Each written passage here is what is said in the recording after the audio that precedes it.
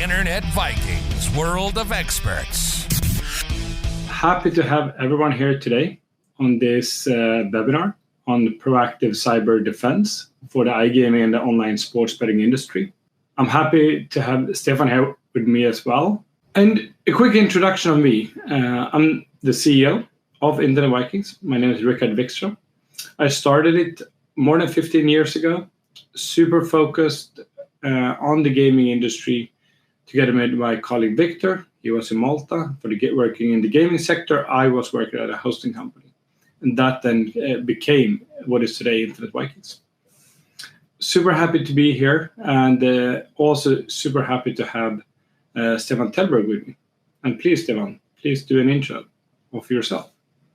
Thank you, Rickard. Thank you for having me. Thank you, Internet Vikings, for having me and a part of home security in this webinar.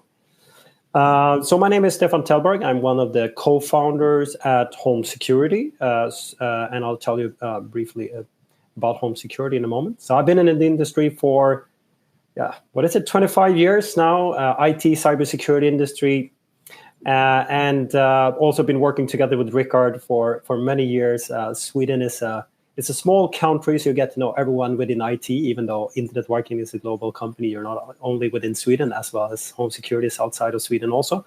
But you get to know the people within the industry, so we've known each other for a long period of time, which is fun. So I'm super happy to be here. So Home Security is a product company within cybersecurity, more specifically within the niche of vulnerability management. And we actually call it next generation vulnerability management. So we do that a bit different. I'm not going to go into all the details about next generation vulnerability management today, but of course, we're happy to talk more about what we do at Home Security in a separate session. So Home Security is within cybersecurity, vulnerability management.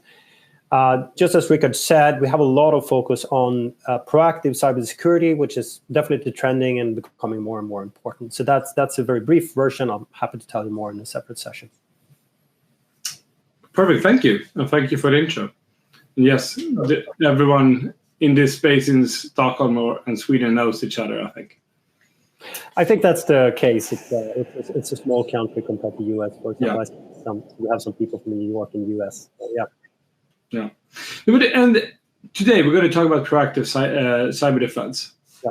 And we all know that the gaming industry is heavily regulated, and there's a lot of focus on security and especially cybersecurity, to protect the players, to protect the industry, and protect the companies within it from ransomware and similar. We are with these. With the certifications that we have in the industry and the regulations, we are seeing a more focus on proactive work. Proactive work within AML, KYC, but also cybersecurity. And that can happen like once or twice per year. You need to do it every day, every minute within your organization. And that's why I think this is so important. And many things of the changes that have happened the last couple of years, and also happening this year, is on the PCI DSS that many of you use for the payments. It's version 4, which then requires, in my opinion, what I've seen at least, that you do vulnerability, proactive and constantly vulnerability management. Yep. Same thing with the new ISO 27001 update. Well, same thing, and really happy to have Stefan here to tell us more about it. So please, Stefan, go ahead and how do you why is there so much focus on proactive cyber defense today, and what's the focus here? Please tell us more about it. Yeah, so thank you, Rickard. It's when we started off the business as Home Security 10 years ago, and prior to that, there were basically no discussions around proactive cyber defense, and the focus that we today have on risk assessments, and these things were things that people really rarely talked about. So that has definitely drastically changed over time, I would say, the focus that we have. So if you start to look at, we can start to look at just an overview of what we experience from like talking to most of the organizations out there. So I would say almost every organization that we talk to, it doesn't really matter where we go in the world. It could be in different parts, and we see some of the countries, at least here, in attending this webinar, which we're happy for. Wherever we go, most of them have this kind of active security in place, right? And I sometimes kind of draw the parallel and talk about human development and human behavior. Back in the days, humans lived in caves. And their main focus was basically to survive throughout the day. And that has obviously developed over time. We today have plans, we have strategies, we have structures to deal with different things as a society, as individuals. And I usually compare that to how cybersecurity has also developed over time. So it kind of follows the same pattern. It started off with all the active security, right? Everyone, suddenly you needed to have antivirus in place. Suddenly you needed to have a firewall in place, or something like a spam filter and antivirus. And if you don't have that, you're basically not going to survive throughout the day, right? You're going to have major problems here and now if you don't have these active security in place. So everywhere we go, doesn't matter where in the world, organizations that we talk to, also in the iGaming industry, they have all these active protection in place, which is not very surprising. And then some of them are also about to take the next steps. Maybe they look at an SOC, Secured Operations Center, which might be the next step also in active and reactive security. We can also see that there's more and more talks about EDR, XDR solutions. Depending on the maturity of the organizations, we can see that more and more have adapted to these solutions, more and more organizations. And I would say that if you follow the workflow here, you can say that on the recover side, most of the organizations already have backup and recovery kind of solutions in place, especially for backup. So many of these things has been in place for sure. But what's been lacking, and what we experience talking to almost all organizations we talk to, is the proactive part, which is, of course, closely connected to stuff like, as Rickard mentioned, ISO, PCI. All of them have a big focus on risk assessment, systematic, continuous work within cybersecurity, which to me, and I would say, hopefully you agree, is very much about proactive cyber defense. So vulnerability management is definitely one of the areas where you work proactively, and that could also be things like awareness training. I believe that if you want to have a vulnerability management program in place, if you want to be proactive, you also need to work with your users, right? You can't only focus on the technical systems, which has also been what's been done in the past, right? We started off protecting all the technical systems, firewalls, computers with antivirus, etc. But we're also today focusing more and more also on protecting the first line of defense, the users.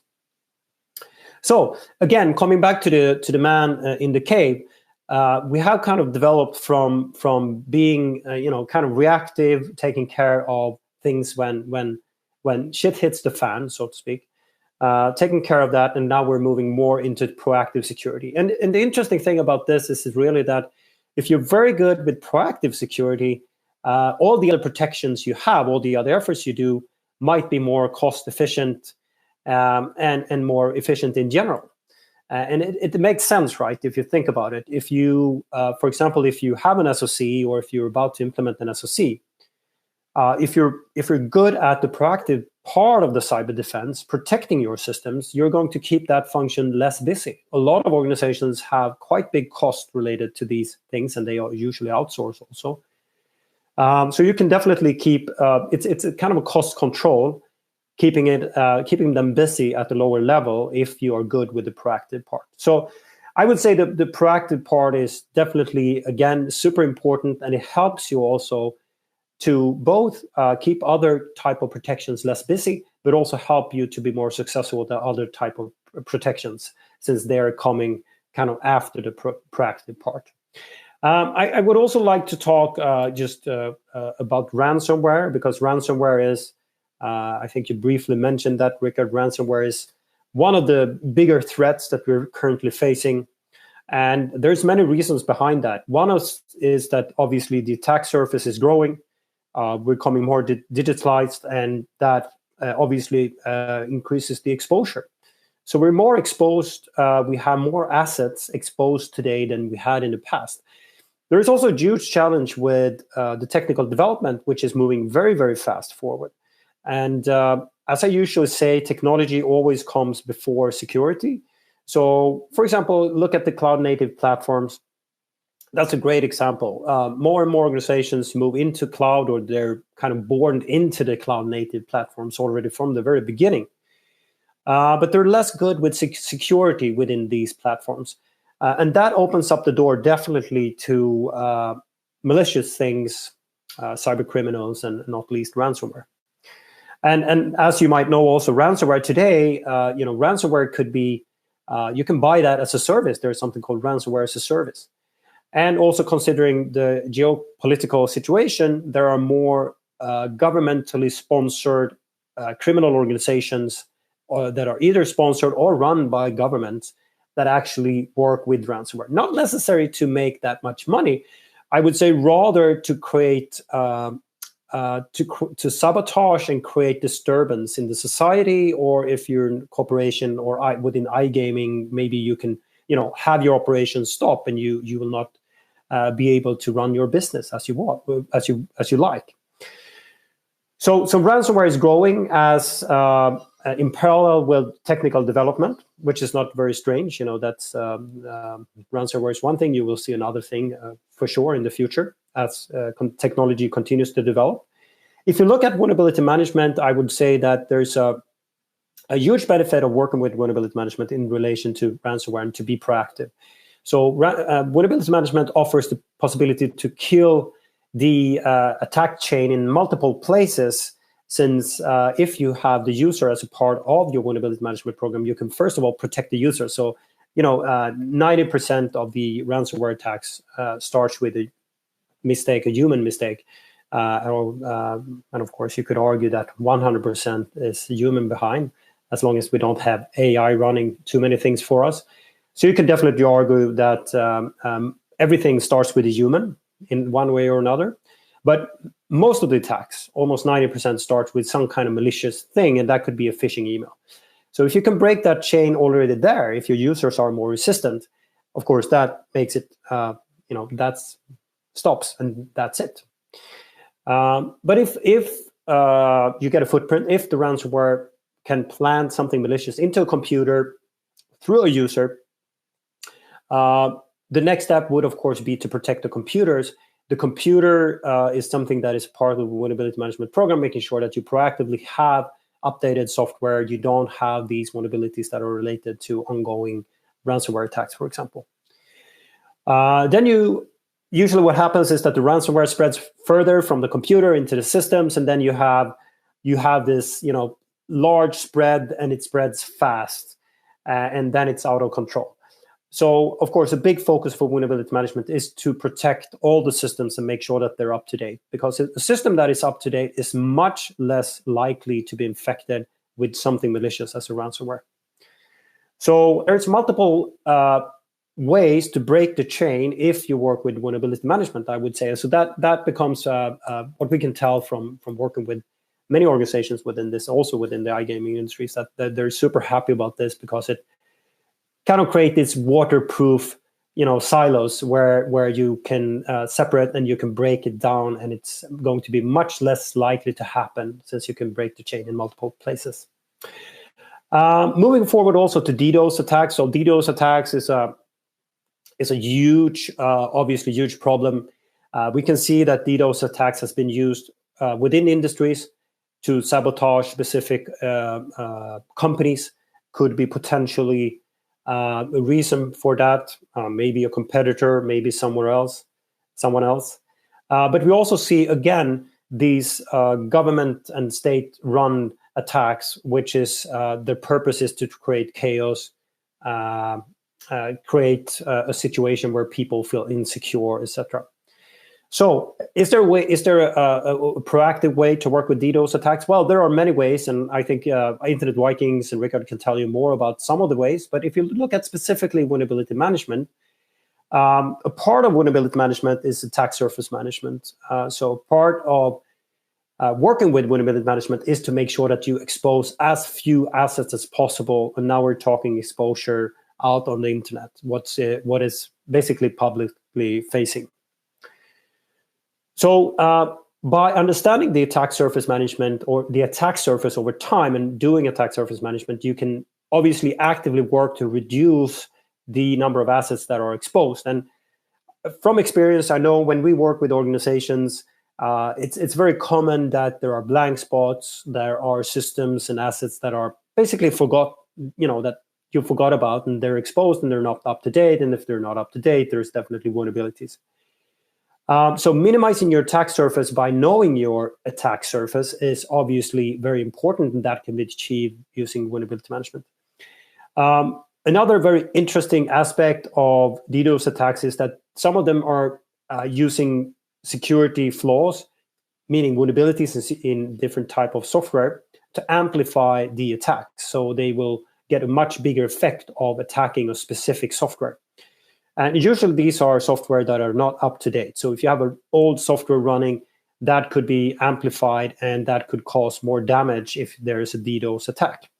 And of course, if you have software vulnerabilities, the other aspect is also that you don't want to be a part of a network doing a DDoS attack. So vulnerability management will definitely help you protect your systems, so you will not become a part of a DDoS attack either, because that could also, of course, damage your brand. And of course, the third thing on this slide is the general approach. If you have a systematic, as I mentioned, risk-based, proactive approach within cybersecurity in general, I would say the likelihood of these things happening is going to be way less anyway, in general. Moving on, talking a bit about ISO 27001. This is obviously becoming a huge thing for specific industries. It's becoming the de facto standard if you want to keep a certain level of cybersecurity. We can see this within iGaming. We can see it within specific regions, industries. For example, within Europe, we have something called NIS2. It's a second version of the network and information security legislation that's been implemented in all the EU member states. Basically, what you say is that if you want to follow NIS2, for example, which is something that applies to organizations that have some kind of important or essential operation for society. If you want to be secure, you need to stick to this certification, and this certification will solve that to about 90-95%. So it is a huge thing, and we will most likely see the ISO 27001 be a part of many different type of recommendations, standards, directives, and also local legislations that are implemented in the future. And ISO 27001 has a huge focus on risk assessment, and I would say that risk assessment and vulnerability management goes hand in hand. It's basically the same thing. And I usually use the control section as an example, where you can read that you should do management of technical vulnerabilities. You should do have an understanding of system vulnerabilities and system vulnerability assets that you have. And also, you need to work with these over time. You need to have a system to, over time, reduce risk and reduce the number of vulnerabilities that you have. And that is exactly what vulnerability management is about. So it doesn't solve everything, as with most standards and most regulations, directives, etc. But it does help you, and it does take you a big step forward by working with vulnerability management. And we're happy to tell you more about this. There's a lot of details coming with ISO 27001 and how you can be compliant by how you can take a big step forward by working with vulnerability management. Last thing that I would like to talk about in my presentation here is the PCI DSS, which is another also very interesting topic.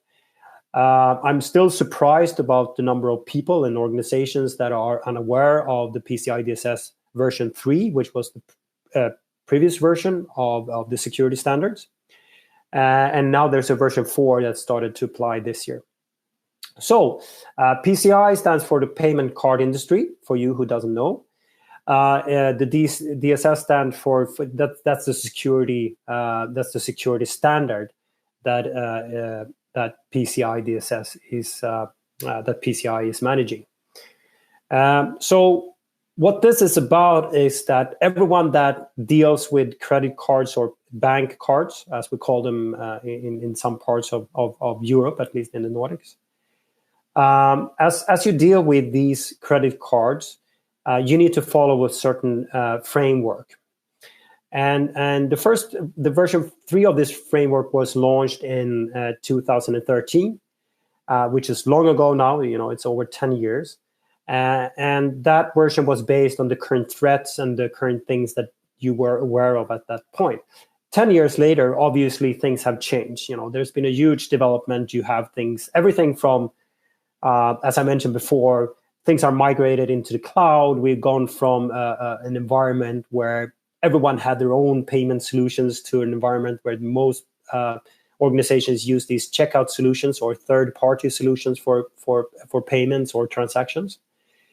And we're also facing much more software vulnerabilities today than we were in the past. Much more of them, there's a long list, and there's thousands and thousands of new vulnerabilities coming out in different type of softwares every year, and that's just increasing all the time. And that was not really the case just 10 years ago. And last but not least, we also came to experience remote work as a result of the pandemic. So many things have changed during the 10 years. Now, this year, version 4 is introduced, and that also comes with some requirements, actually requirements about scanning and how you need to scan your environment. So version 4 is more stringent in general. They have looked at all the new technology that has come out there. So it's more emphasizes on risk management, more risk focus, which you can also see again in like ISO and many other type of directive regulations, legislations, etc. Third-party risk management. The supply chain has received a lot of attention since there's been a lot of issues with this. You might remember the SolarWinds hack that was some years ago, where there was a supply chain event that took place, and a lot of organizations suffered from that. But that's just an example. This is a huge thing. There's a lot of focus on supply chain, and that's also part of PCI DSS version 4. And then again, how do you protect remote workers? But it's not only about remote workers, it's about cyber hygiene in general. So PCI version 4 actually focuses also on cyber hygiene in general. You need to work actively with your staff to make sure that they're on top of things, they learn new trends, and they're hopefully fairly resistant against attacks such as phishing and accordingly ransomware attacks, etc. We can also move on and just look at like an overview and blueprint of PCI DSS version 4 and what you must do. So there's something called ASV scanning. So you need to have an approved scanning vendor to do this. And this is actually a requirement. And again, I'm a bit surprised about the number of people that are still unaware of this. And we're happy to tell you more about this. There are some specific details. I'm not going to go into all the details. That tells you exactly what to do. It depends on how you implement the credit card payment solution, how you integrate with that, how many transactions you have, etc. So, but we're happy to tell you more. Just reach out after this webinar, and we're happy to tell you more about how this works and how we can help you, and also what you must do in relation to PCI DSS version 4. But just briefly, some of the things you must do is nowadays, the bigger, if you have a lot of transactions, credit card payments, you actually need to do authenticated scanning on the systems that are related to the payment solution. And you also need to do public scanning on the things that are facing the internet. The public scanning is a totally new thing that you need to do that. Even if you have a third-party supplier of the payment solution, you need to do scanning of the things that are facing the internet. There are some dependencies that comes back to how you implement and how you integrate with the payment solution. So there's some technical details. And again, I'm not going to go into all of that because then we would spend the rest of this webinar talking about that. But basically, there are some details. But again, we're happy to tell you more about this. Just reach out and we can definitely help you with exactly what type of solution you need to have in place to be compliant with PCI DSS version 4. But again, just to sum it up, again, proactive cyber defense And a proactive approach in general comes back a lot to vulnerability management, and it does help a lot of organizations, and that's what we've done throughout the years. Back to you, Rick. I think that was, a few words from me. Sorry for all the slides there, but hopefully you find it interesting. No, thank you, and thank you for that presentation. It's a lot of information. I learned a lot, especially on the PCI DSS side, as I'm not following so much personally, but it's always good to get that kind of update. And I actually got one pre-submitted question that I just went through, and talking about the PCI DSS, I think I will just put it out there. Like, is vulnerability management a requirement for PCI DSS 4? Well, it's a very interesting question. Yeah. Okay. The brief answer is yes. Okay. Because this is PCI DSS stipulates very specific things you need to do. And it's very specific, as is an industry-based standard, right? It's a payment card industry, it's MasterCard, American Express, all of them. So they have very specific requirements. You need to do these authenticated scanning if you reach a certain level of transactions, and you also need to do the public scanning. There are some exceptions where you can work around this, but there are very few. So the quick answer is yes, you need to do it, and you need to have an approved scanning vendor, approved product to do the scanning also, and that product must have passed through a number of tests. So you need to run very specific tests to be compliant, which is kind of interesting. I would expect this to be more common in other standards in the future, but PCI DSS version 4 is one of the first ones where it's very, very specific about what specific vulnerabilities, actually, what kind of capabilities you need to scan for. Perfect. Then I take the yes, and there is exceptions, but everyone needs to have it in the back of their mind. That's how I hear it. Yeah, and I think the best, usually what we do, if you reach out to us or someone else working with PCI DSS, you definitely need to be consulted, because it is a big framework, and it's a bit hard to understand all the different parts. So there are experts within this space that can help you and tell you exactly what to do. But the downside of doing nothing is that you might actually be cut off from the transactions. That's how the industry, that's why it is there. That's why you have the security standards, because you need to follow them. So the worst case scenario, you can actually be cut off from the transactions. Okay, perfect. Thank you. And then going into vulnerability management, like, how do you see it have developed the last 10, 15 years? Like, you talked about the cave and the man or woman in the cave, and then transitioning to like strategic work that humans do today. How do you see this for the last 10, 15 years on vulnerability management? Well, I think that the technology has developed quite a lot. It's easier to implement today. You can get started. I mean, this is one of the technologies that you can really get started within a few hours, really. But if you look at one of the big things that really stands out, I would say that there's a huge difference from how it was done before. And before it was kind of similar to what you did when you lived in the cave. You just wanted to survive throughout the day. So you did something every now and then within vulnerability management. Most likely, and the kind of pattern that we see is usually that you do it in relation to penetration testing.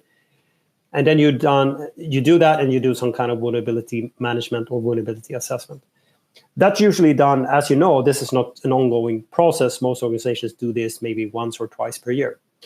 So it's been something that you do every now and then. So the big shift throughout the years, and the big difference from if you go back from the point where we started home security, is that it was done every now and then. Now it becomes more of a systematic and continuous process. And if you wanted to have it continuous, obviously you need to automate it, because you can't have people working with it all the time, or pushing buttons, or initiating scans, or whatever it is.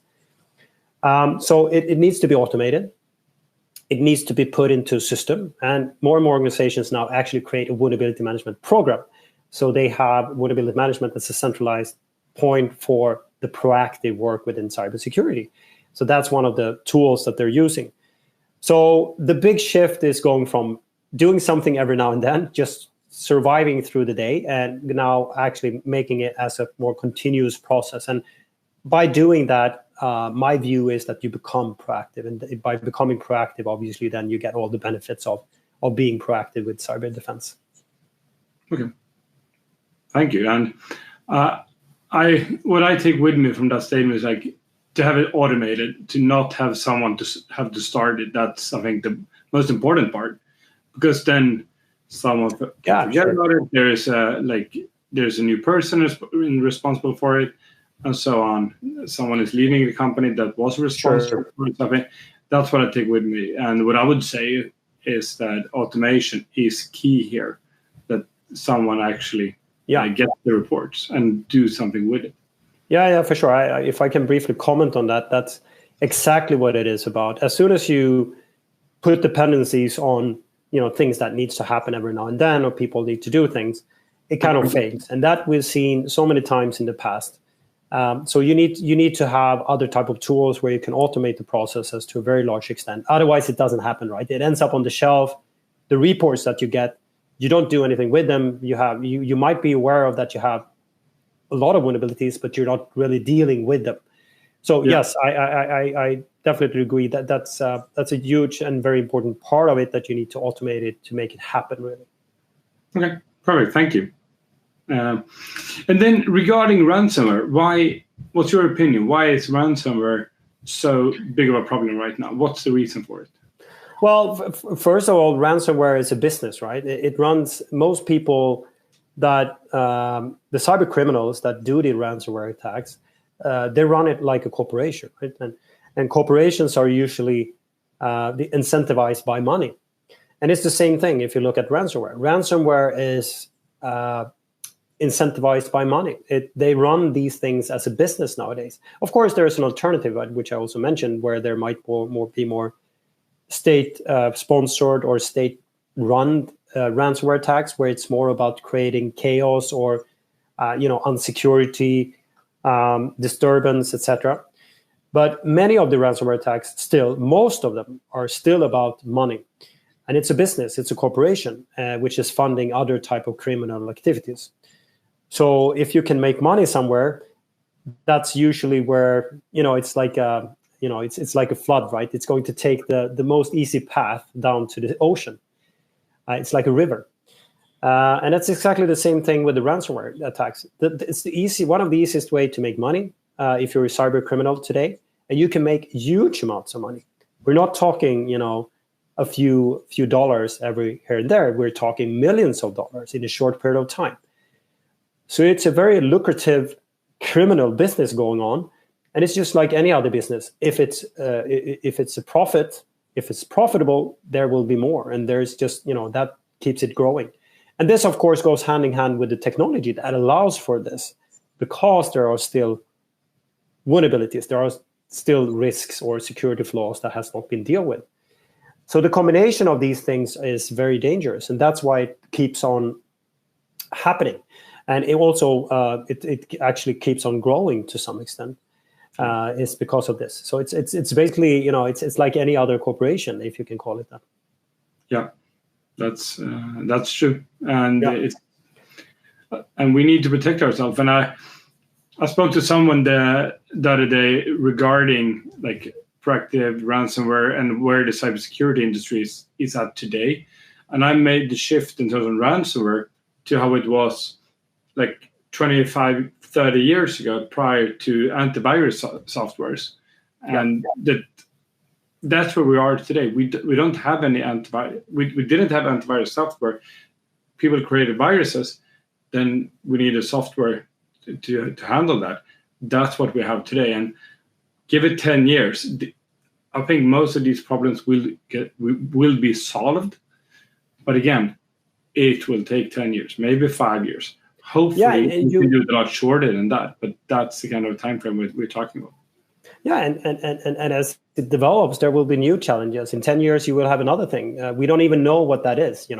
It's exactly what you said, Rickard. I mean, it follows the same cycle. First, you had viruses, you had antiviruses, and that was how you reacted on that. Now you have ransomware, and it's a much more complex challenge, obviously, than the antivirus. And at the point where you had the malware, the viruses that infected your computer, if you remember all these things, maybe it was just something that popped up on your screen, a funny thing back in the days. Now you have ransomware. we didn't even know what ransomware was at the point where the first, virus-infected files were distributed. So I think that's just the reality. We don't even know what will be the next challenge. What's going to be the next thing in 10 years? What is going to be the challenge? We do have indications, since there's a big migration into cloud-native platforms, for example. We can guess that that's going to continue, and that's going to also come with even more security challenges. But we're happily, I would say, to sum it up, we're happily unaware of the things that we'll be facing in the future. Yeah, hopefully. And then going over to the audience, is there any questions from anyone here in the audience today? Is there any things you want us to describe more around? Is there any other questions that you think that we should bring up into this discussion? I see that someone is typing, so I hope it's something at least. Now let's see if we get some questions. Yeah.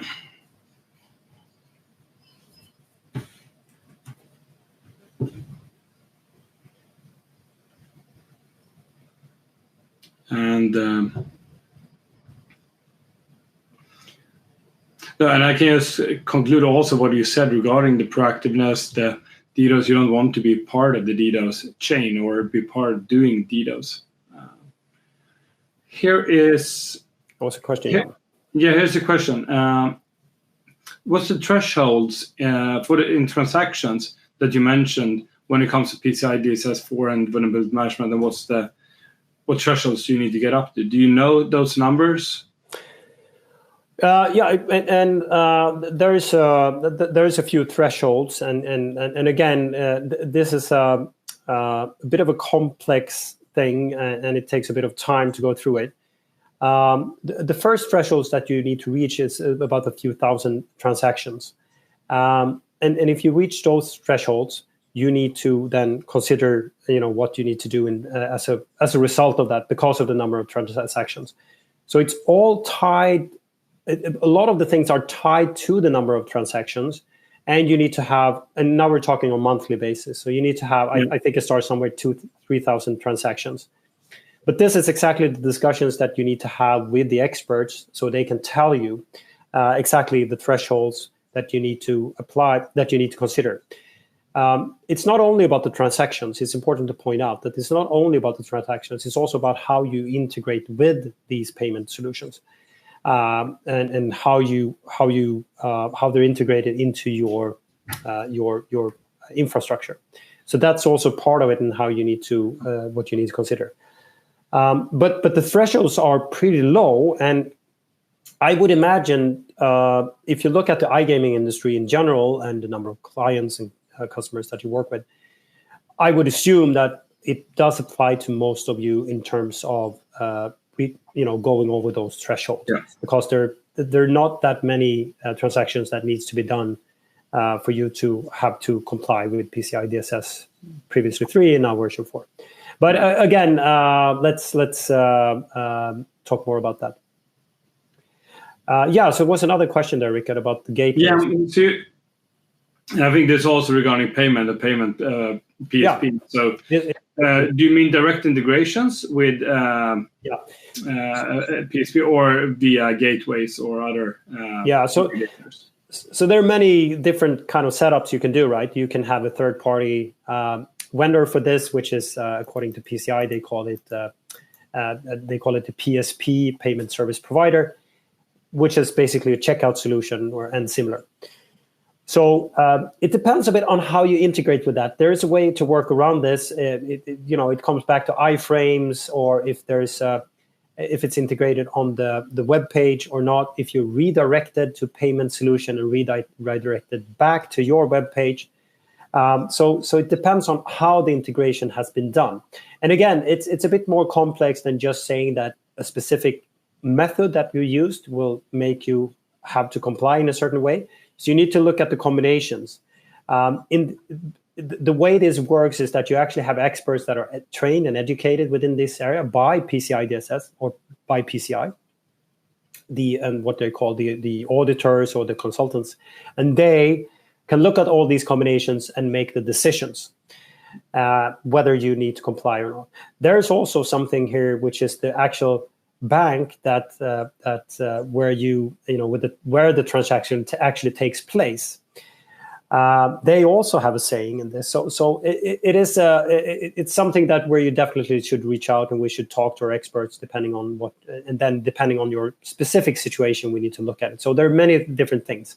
I can say that a way to work around PCI DSS version 4 is to work with redirects, meaning that you redirect to an external website that handles the payment or the credit card details, and then you redirect it back, because then it's considered to be an external solution where you don't need to follow the specific security standards. So that's a workaround. But today, I assume also within iGaming that most of you guys, you have integrated with the payment solution, so they're fully integrated, and you don't have this redirect solution, and then you need to comply or at least investigate how you must comply. Okay, perfect. Thank you for that answer.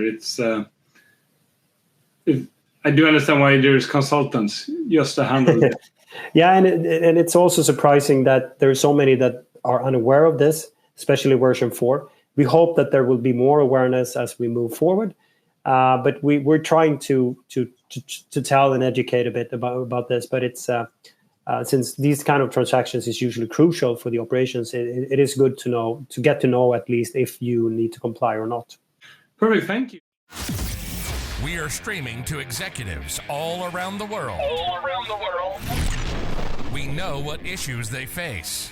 Listen to business insights from our experts. This is Internet Vikings.